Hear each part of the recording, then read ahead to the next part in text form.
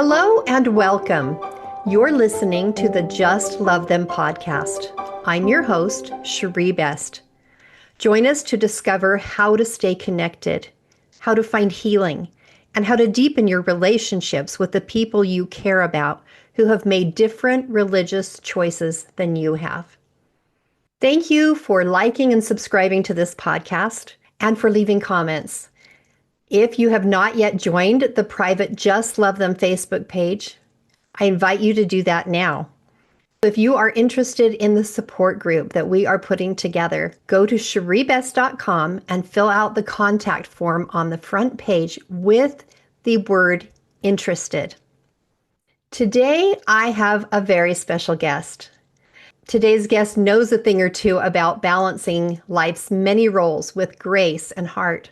Joy Allen is a devoted mother of 5 adult children and a proud grandmother to 6, with an additional grandchild in a loving open adoption. For nearly 2 decades, she has brought her problem-solving skills and steady leadership to her role as a project manager at West Tech Engineering.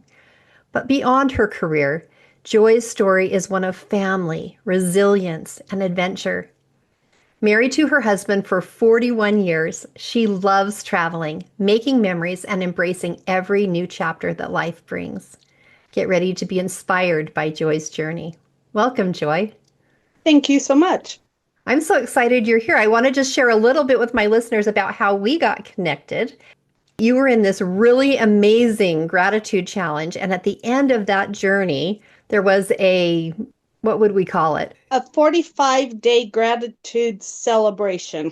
A 45-day gratitude celebration. It was over Zoom, and I was invited to come and speak as part of that celebration.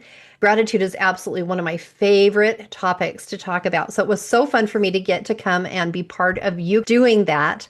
Afterward, those of us who were local decided to go and get some lunch together. And that's really where you and I got to talk and connect.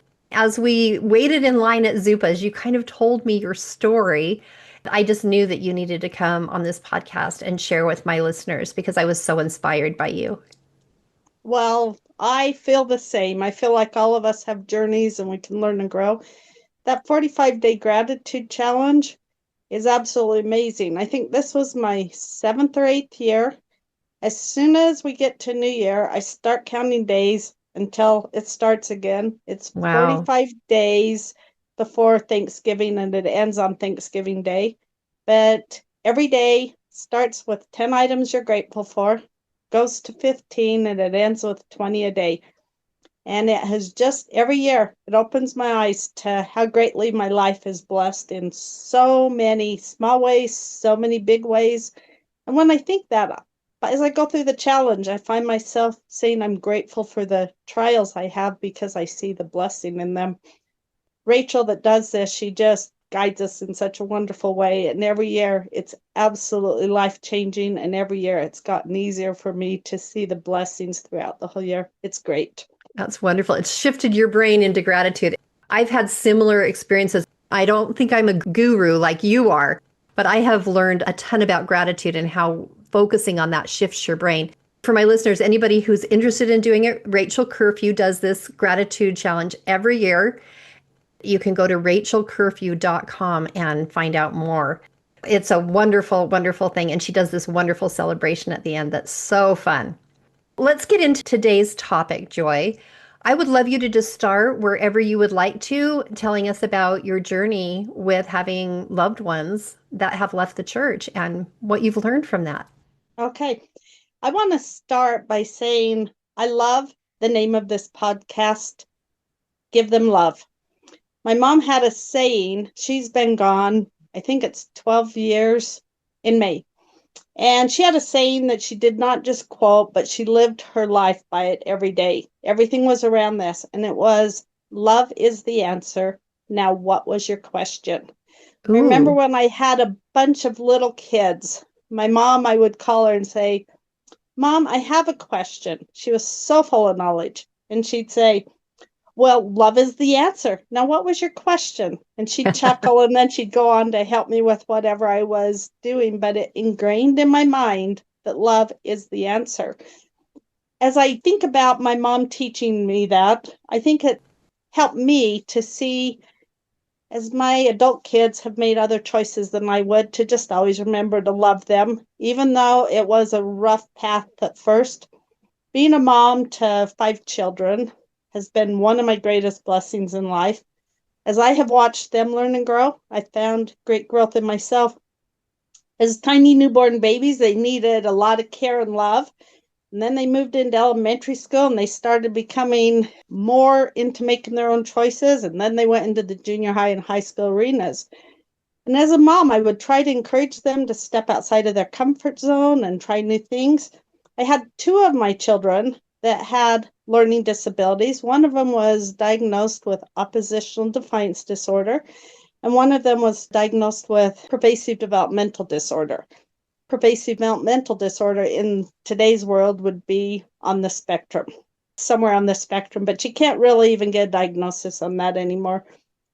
But I wanted all my kids to be independent, be able to function on their own in society. And I wanted, for the most part, that each of my kids, despite hard things, could come out on top and become stronger people for what they went through.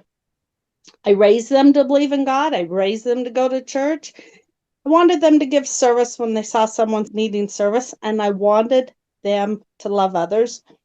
I have a strong testimony and understanding of religion. And so it was hard as you started seeing your kids as adults choose different paths. Currently, out of my 5 children, 3 of them have come to me and my husband. I've said they're no longer interested in the church. A couple of them said they're not even interested in religion or God. And one of my kids, because of some relationship issues, she doesn't know if God's really there. They're trying to decide what they believe. So I have one of my children that still takes their family to church. You and I have that in common. I have one that still takes their family to church too. And did all your kids leave in a short period of time, or was it gradual, like over time? How did that kind of happen? And how was that for you in the moment?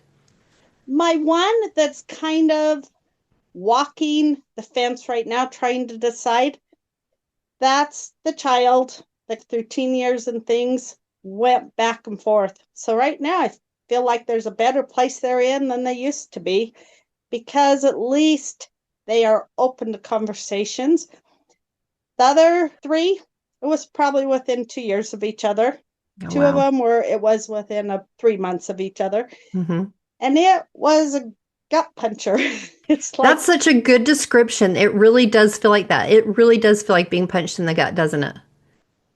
both of them talked to us on the phone, not face to face, which I'm glad for because my face says a lot.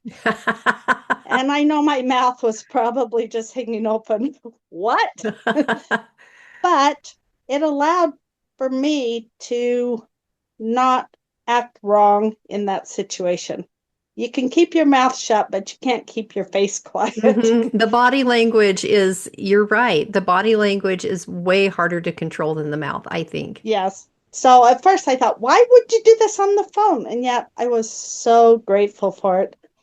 But one of the things I've come to realize is agency is a gift that all of us have been given. I love that I have agency to choose what I want to believe, to choose who I want to marry, to choose what work I want to do, to choose how kind I want to be to people. Knowing the importance of agency, I found myself saying, why did it bother me so much when each of those kids came to me and told me their thoughts as far as religion? I did not understand it within myself because I know agency is a gift. Hmm. Why did I not better understand them? And I want to talk about how I came to understand the blessing of agency in their lives. I would love to hear it. To better understand my story and how I gained an understanding of this, I need to go back about 15 plus years. One of my children, late teens, early 20s, was going through a time in their life where they were doing all kinds of things that I would not agree with. Quite often, they'd leave late at night. Sometimes they did not come home. You knew they were doing things you wouldn't approve of, but I was not treating them in a kind, loving way. I was kind of being aloft to them I knew what they were doing, but I did not open conversations with them. One day, as I was praying for this child, I had the thought come to me, why are you praying for them? They've already made their decisions. They're not going to change. And I had a lot of other thoughts along this line, and this kind of went on for a few days. I later realized that Satan was trying to stop me from praying for this child because they Mm. needed prayer so desperately. But at the time, I just was trying, it was an honest question. Why am I praying for them? And I was trying to figure out how prayer fits into agency. This experience, it showed me that I needed to change, and it was not that child that was making those choices. So it was about 3 or 4 days after I'd been praying this prayer. It was not a dream. It was a very clear picture. I was at work, but it was like I had this whole picture in my mind. And what I saw very clearly in my mind was a path. And I saw me, my husband, and my 4 other kids on this straight and narrow path. Off to the right, I could see this path that just twisted and turned and went every direction and was very long. And I knew this other child was walking that path. I also had the thought come to me because in my mind, I'm sitting there, just turn around, come back to our path. And the thought came, they can't come back to your path. They have to complete this path they've chosen. But I could Wow. not see where they were. And the reason I could not see where they were was my eyes went to the end of their path, and their path met up with our path. Very, very strongly and clearly, there was a voice that said to me, their path will meet up with yours. Make sure they know they're loved, so they want to be with you. I Wow. was just sitting there like, that wasn't a retribution to her. It wasn't something saying, how come your child's on the wrong path? They had chosen that path. It was saying, why are you not being more kind? Why are you not being more loving? I immediately took that message to heart. I started having open conversations with the child. I started asking them how their night went, if they had fun, what they did. I'd have conversations about other things. Thing that was interesting is it repaired that relationship. And years later, this child said to me, Mom, I made a lot of stupid choices, but I never felt unloved by you. Wow. And I just sit there and I think, how often do we sit there and feel like because our kids are on the wrong path, you're supposed to cut them off because that's going to help them do better, make better choices. Right. They would love to be accepted and loved by us, Hmm. but agency is more important, Yeah. and they need that agency. And they deserve, not only is it the right thing to do, but every one of us deserve to be loved for the choices that we make.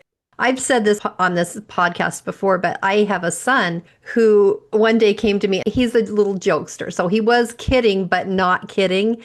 And he said, Mom, I just want you to know I love you, even though you go to church.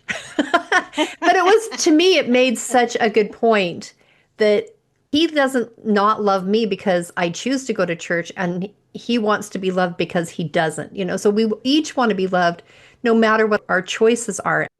I think it's so valuable to talk about agency and what you've talked about with this path. We each deserve to be loved for what we feel like we're doing is the right thing, or what we want to do, or, we have our journey and our path. So the agency, even though it's so much that we sometimes wish our children didn't have agency, just us, it's not the right thing. They're here for a journey.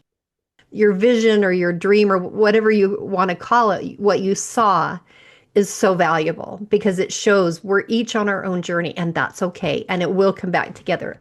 Such a beautiful message. Well, it's interesting because as each of our kids came to us, the 3 kids that have definitely said they've left our belief system, each one of them as they came, it was that same feeling of a gut punch. It's not something you get used to.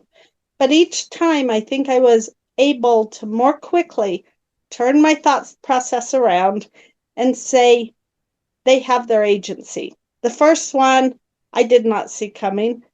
The second one was one that I always saw straight as an arrow.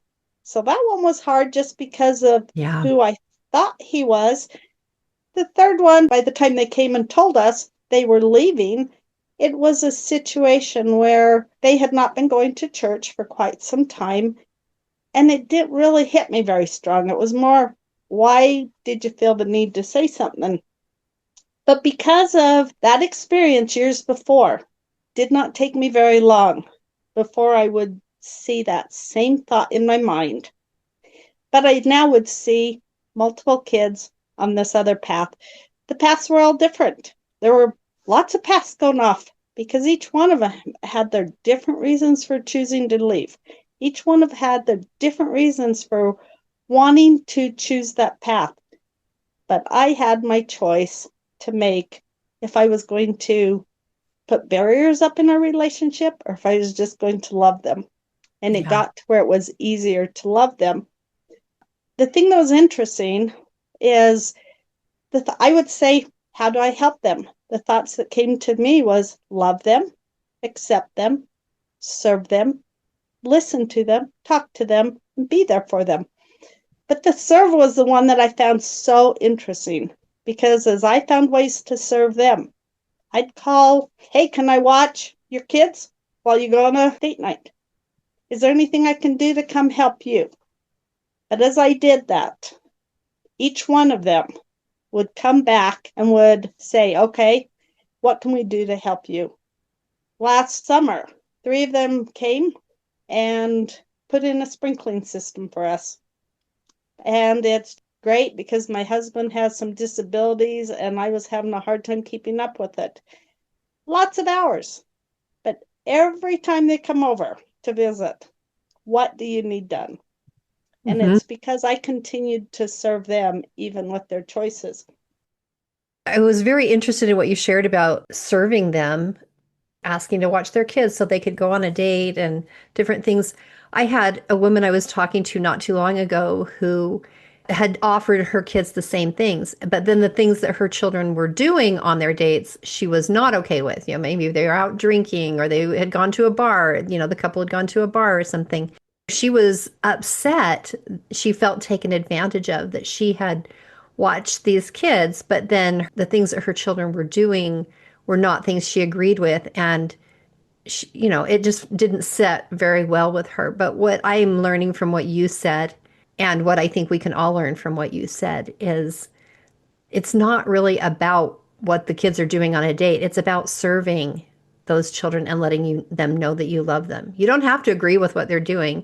You're not being taken advantage of because of what they're going to do on their date. You know, that's not really the point at all, is it? No, it's not. Yeah. And plus, you get an opportunity to strengthen those relationships with those grandkids while you're also saying, I love you to your children, regardless of what they're choosing to do on their date. You really are just loving. That's such a great paradigm shift. I've learned to see them with spiritual eyes. And when you see someone with spiritual eyes, you don't see their ugliness of their ways. You don't see what they're doing. You see them as God sees them.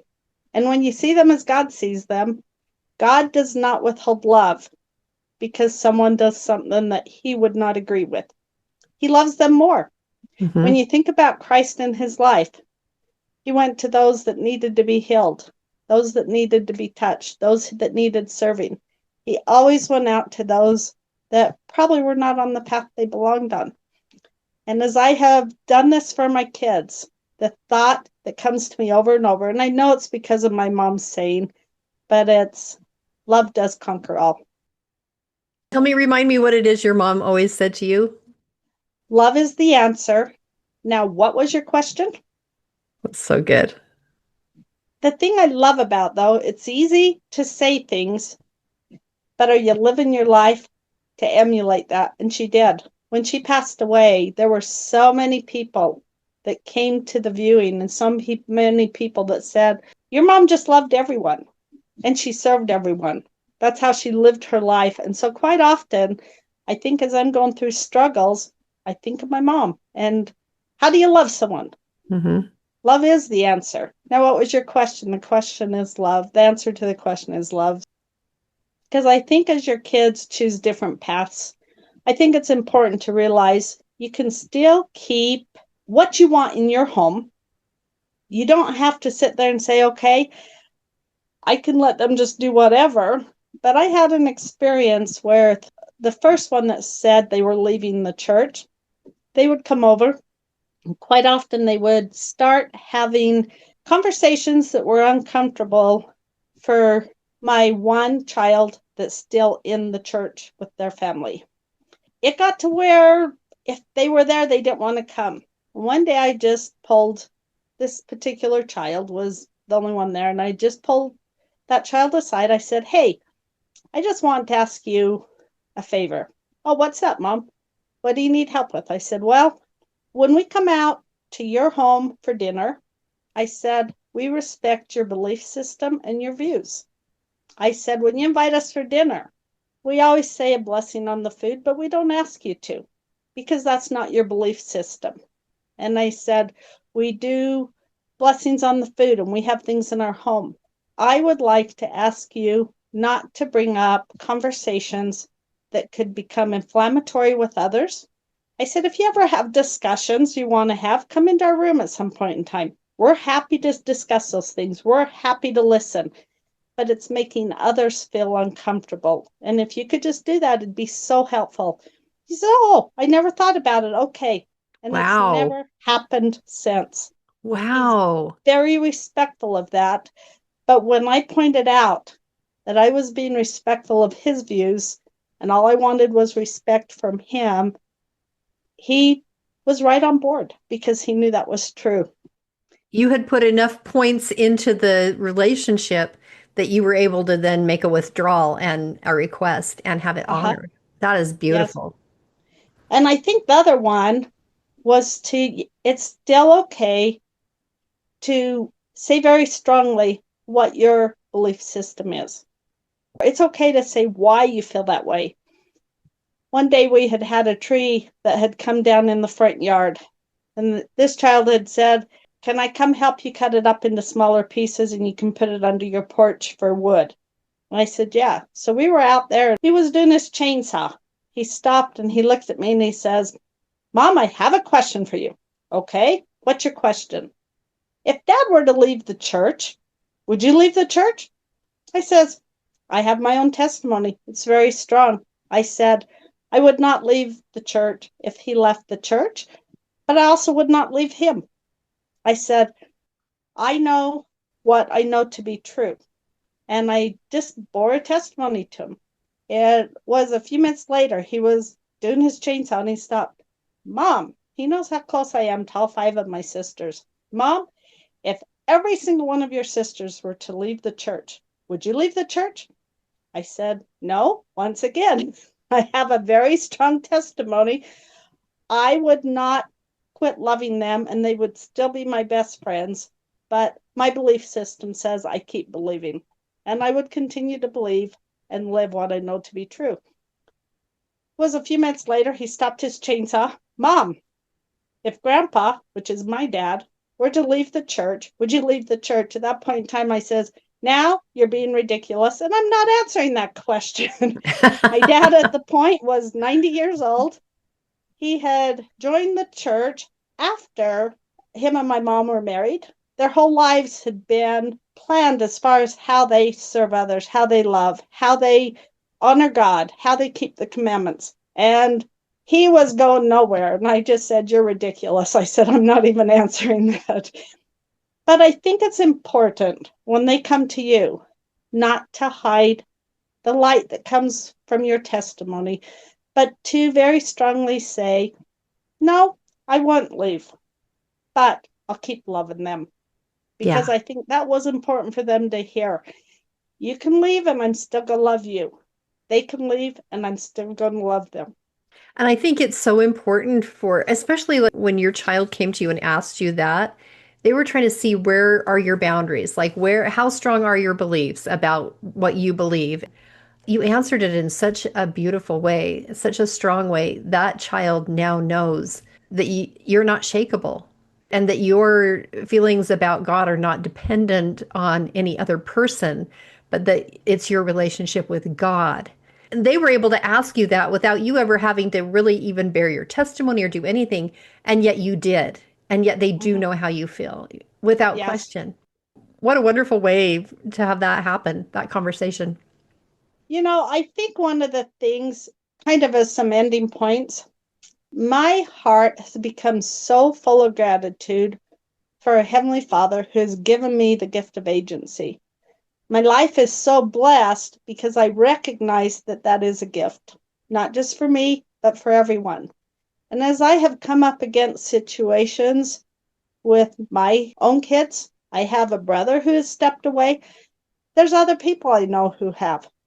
But if you can view that as they have agency, and that's a great gift, that is something we've all been blessed with.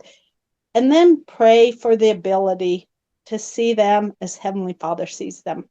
Because when you do that, it takes away frustration, it takes away anger, it takes away judgment, because you're truly seeing them as being on a path that they've chosen, and they're going to be okay. Even when their belief system does not align with mine, I have found that I have developed more compassion because I see them where they're at, but I also know where I'm at. And there's two different paths. But you know what? All we need to do is love them. And as Yeah. we love them, they are going to be able to say, you know what?